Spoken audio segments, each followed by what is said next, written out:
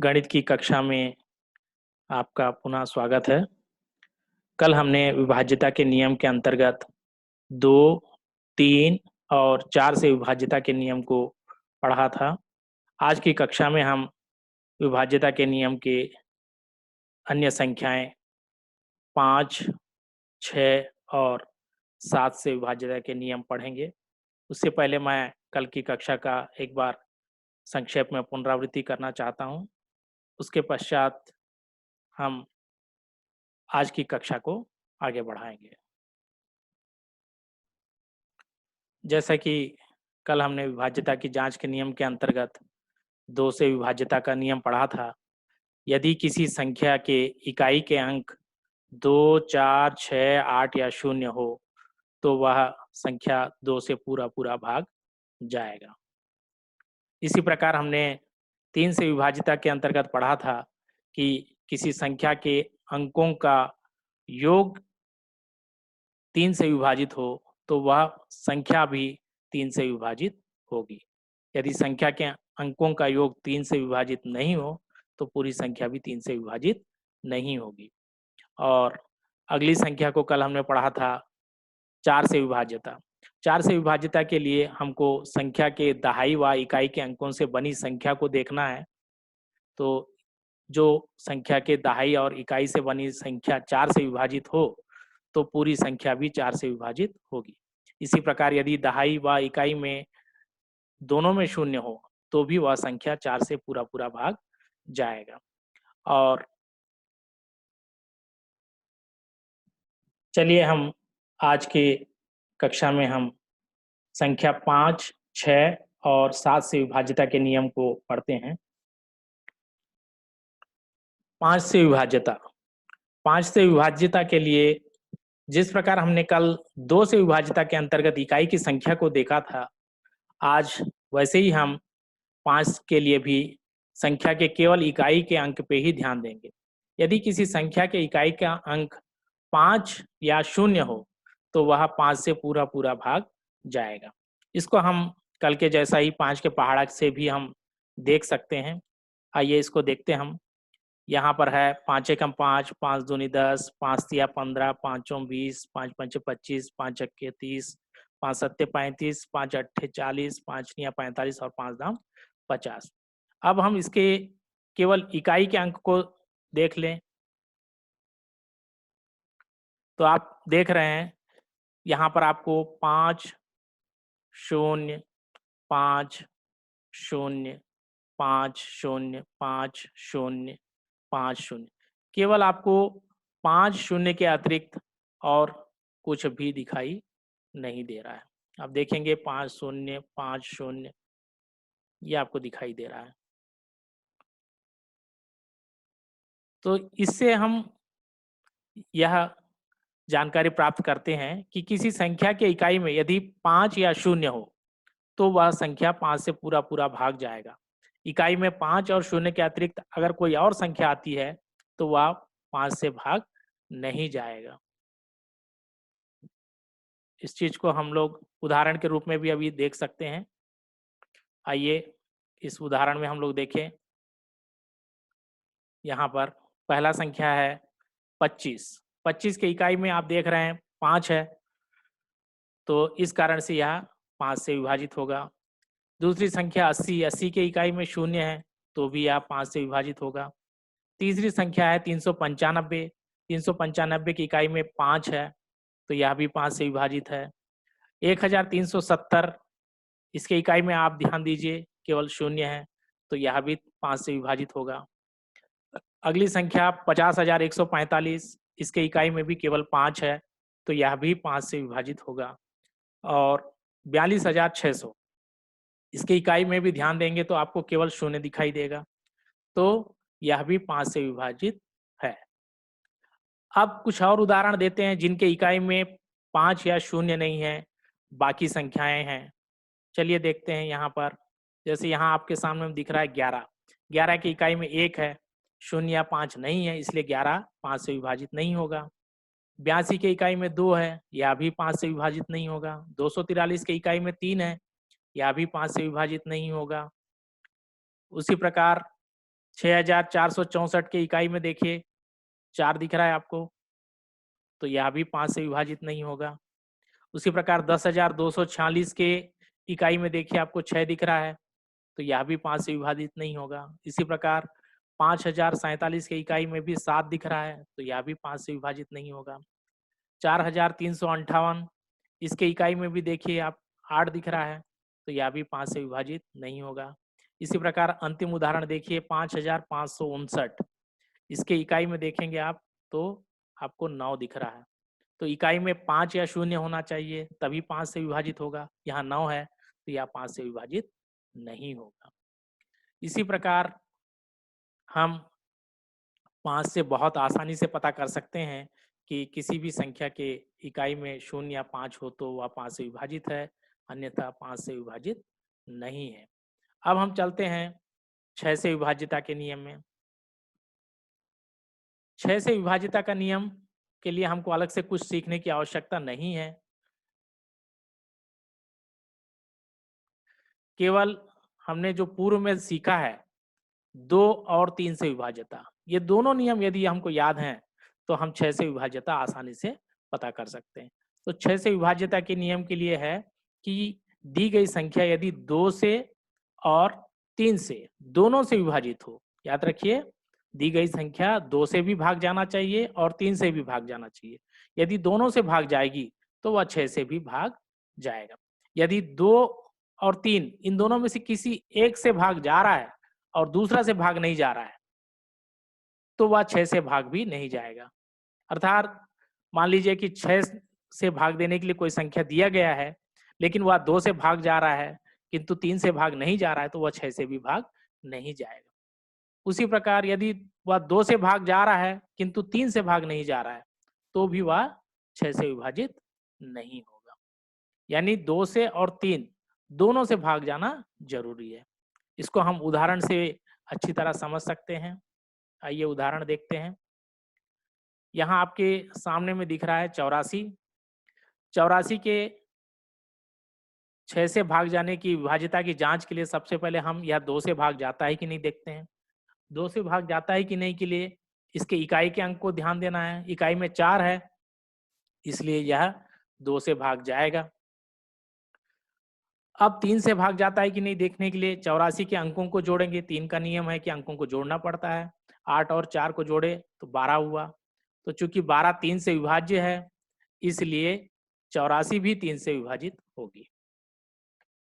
तो इससे स्पष्ट होता है कि 84 2 और 3 दोनों से विभाजित हुआ है। तो दोनों से विभाजित होने के कारण यह 6 से भी विभाजित होगी। आप सामान्य रूप से भाग देके भी देख सकते हैं। 84 को 6 से भाग देंगे तो उत्तर 14 आ रहा है या पूरा पूरा भाग जा रहा है। अब एक और उदाहरण हम लेते हैं 52।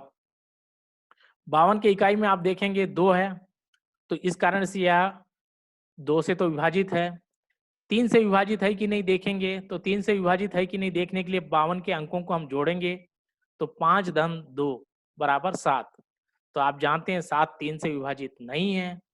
तो इससे हमको यह समझ में आ रहा है कि 52 2 से तो विभाजित है लेकिन 3 से विभाजित नहीं है। इस कारण से हम कहेंगे कि यह 6 से भी विभाजित नहीं होगा।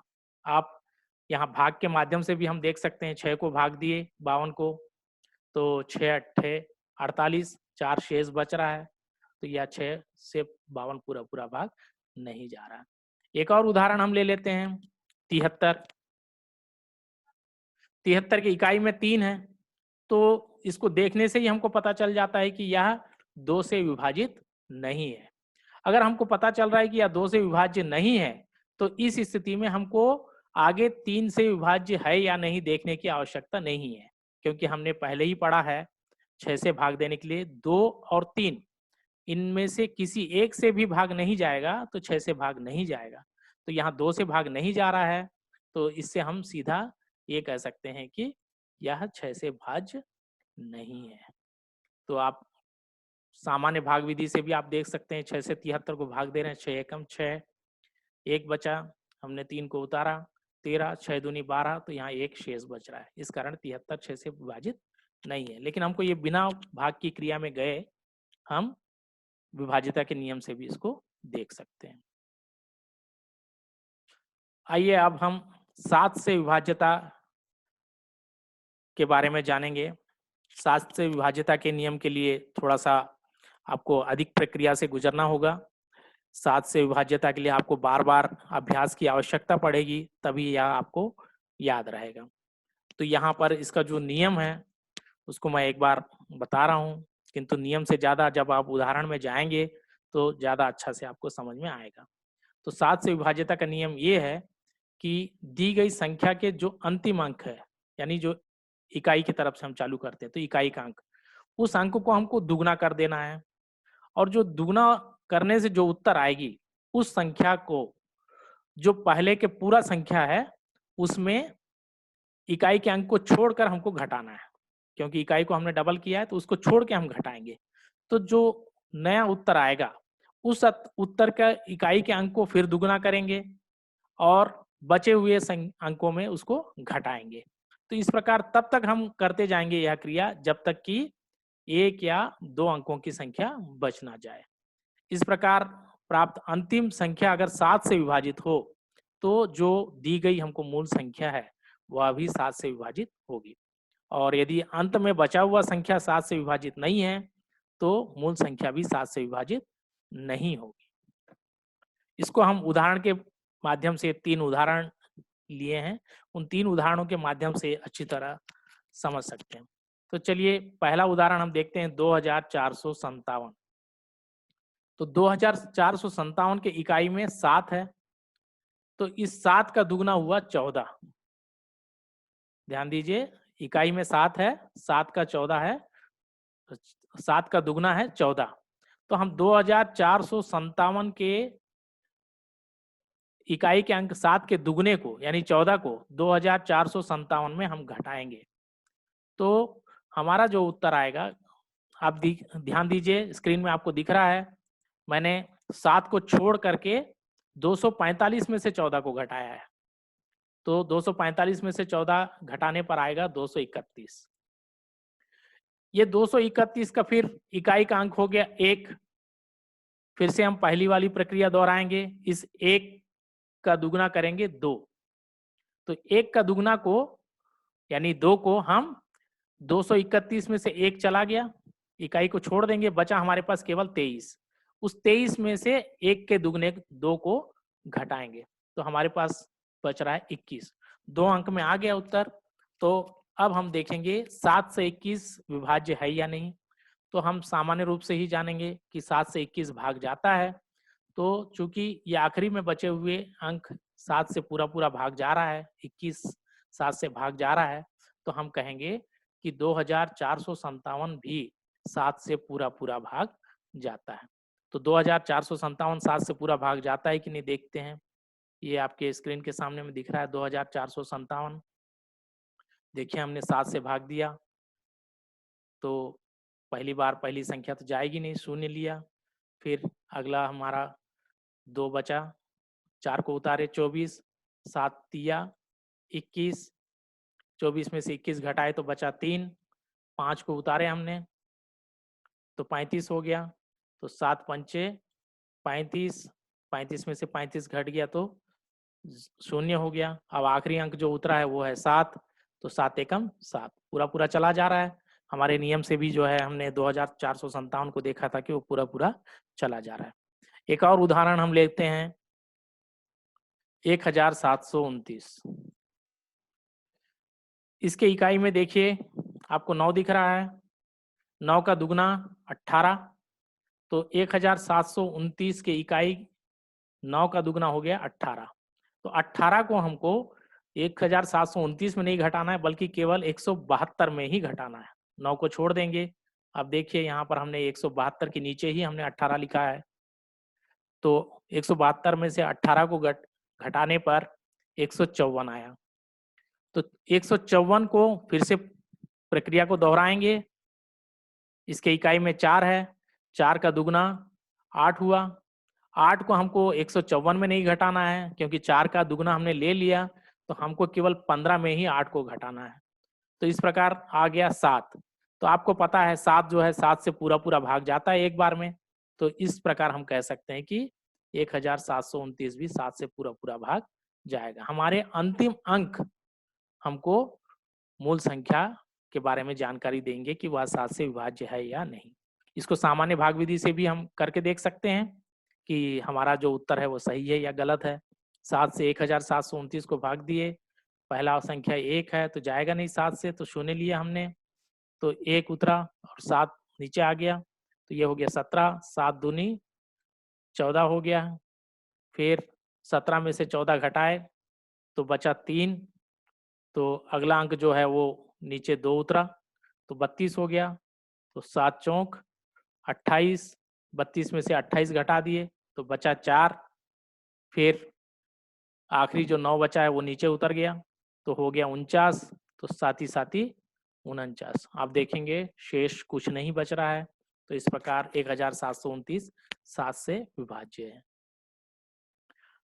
अब हम एक उदाहरण ऐसा लेंगे जो 7 से विभाज्य नहीं है, उसको हम हमारे नियम के अनुसार जांच करते हैं। चलिए लेते हैं हम 3026, इसकी जांच करते हैं। इसकी 3026 के इकाई में आप देखेंगे 6 है और 6 का दुगना हो गया है 12, तो 12 को हमको 302 में ही घटाना है। ये हमने यहाँ पर 302 में से ही 12 को घटाया तो उत्तर आ गया 290। तो 290 में फिर से वही प्रक्रिया दोहराएंगे, इकाई में है शून्य, शून्य का दुगना भी शून्य ही होता है, तो हम 29 में से शून्य घटाए तो बचा 29।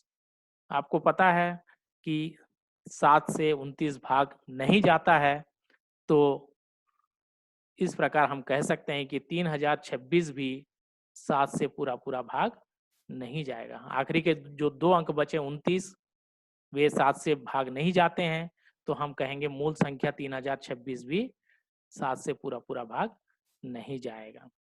तो इसको हम सामान्य भाग विधि से भी हम देख ले 3026 को। आपके स्क्रीन के सामने में 3026 दिख रहा है। देखिए यहाँ पर पहली बार शून्य से जैसे पुराने प्रक्रिया हुई है, उसके बाद यहाँ पर पहला स्टेप में 30 आ गया, तो 7 चौक 28। अब 30 में से 28 घटा दिए तो हमारे पास बच गया केवल 2, तो यहाँ ऊपर का 2 फिर नीचे उतर गया तो ये हो गया 22। अब 7 का पहाड़ा हम 3 बार पढ़े हैं, तो 7 तिया 21 हो गया, 22 में से 21 घटाए तो 1 बचा, और जो अंतिम 6 है वह नीचे उतर गया तो 16 हो गया। तो 7 का पहाड़ा हम 2 बार पढ़े तो 7 दूनी 14 हो गया।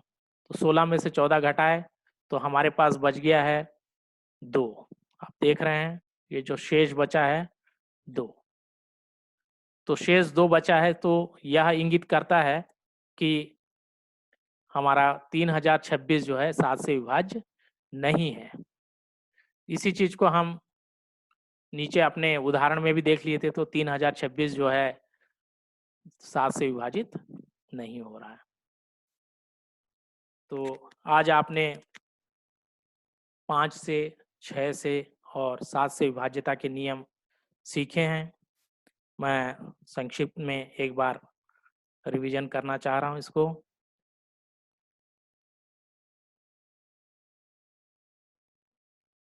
5 से विभाज्यता का नियम है कि संख्या के इकाई में 0 या 5 हो तो वह 5 से पूरा पूरा भाग जाएगा, और उसके इकाई में, संख्या की इकाई में 0 या 5 के अतिरिक्त और कोई अन्य अंक हो तो वह 5 से भाग नहीं जाएगा। 6 से विभाज्यता के लिए आपको देखना है कि कोई संख्या 2 से विभाजित हो और 3 से भी विभाजित हो। 2 और 3 दोनों से यदि विभाजित हो तो वह संख्या 6 से भी विभाजित होगा। यदि 2 और 3 में से किसी एक से भी विभाजित ना हो तो वह संख्या 6 से भी विभाजित नहीं होगी।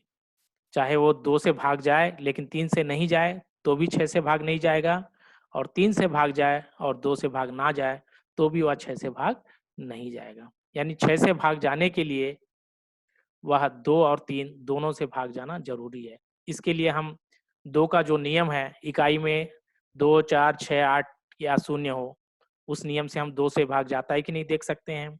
और 3 का नियम है कि संख्या के अंकों को जोड़ने पर जो उत्तर आएगा वह 3 से भाग जाएगा, तो पूरी संख्या भी 3 से भाग जाएगी। इस प्रकार दोनों नियमों से हम 6 की विभाज्यता आसानी से पता कर सकते हैं।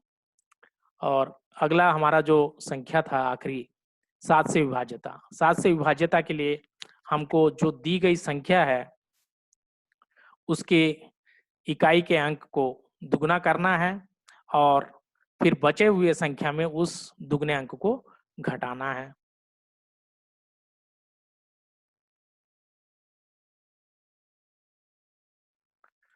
तो इस प्रकार जो प्राप्त होगा उसका फिर से अंतिम जो इकाई का अंक होगा उसका दुगना करेंगे और उस दुगने को फिर बचे हुए संख्या में से घटा देंगे। और जब इस प्रक्रिया को दोहराते हुए आखिरी में हमारे पास 1 या 2 संख्या बच जाती है, तो हम ये देखेंगे कि वो जो बची हुई संख्या है वह 7 से विभाज्य है या नहीं। यदि बची हुई संख्या 7 से विभाज्य है तो पूरी संख्या 7 से विभाजित होगी, और यदि बची हुई संख्या 7 से विभाज्य नहीं है तो पूरी संख्या 7 से विभाजित नहीं होगी। चलिए अब हम आज के गृह कार्य में चलते हैं। आपको गृह कार्य पुनः दिया गया है, आपकी स्क्रीन के सामने में देखिए कि नीचे दिए हुए संख्याओं में से कौन कौन सी संख्या 5 से पूर्णतः विभाजित है, ये बताना है आपको। तो पहला है 55, नोट कर लीजिए। दूसरा 912, तीसरा है 4853, चौथा 4520, फिर 9700, 5464, 2455। अगला प्रश्न है कि निम्न में से कौन कौन सी संख्याएं 6 से पूर्णतः विभाजित हैं। इनमें पहला संख्या है 78, दूसरा 252, तीसरा 214, चौथा 6615, पांचवा 5243, छठवां 2346। और आखिरी आपको होमवर्क है कि निम्नांकित में से कौन कौन सी संख्याएं 7 से पूर्णतः विभाजित हैं। इसमें पहला है 1618, दूसरा है 3199, तीसरा है 1949, चौथा है 3885, पांचवा है 6699, छठवां 5441 और आखिरी है 5895। तो इस गृह कार्य को आपको पूरा करना है और इनके उत्तर जो है हमें भेजना है। उत्तर की जांच से पता चलेगा कि आपको पूर्णतः समझ में आया है या नहीं। यदि कोई दिक्कत आ रही हो तो पुनः समझाया जाएगा। और आज की कक्षा में हम इतना ही इनको सीख रहे हैं। कल फिर से हम अगली कक्षा में जो है बची हुई संख्याओं का विभाज्यता के नियम को हम पढ़ेंगे। धन्यवाद।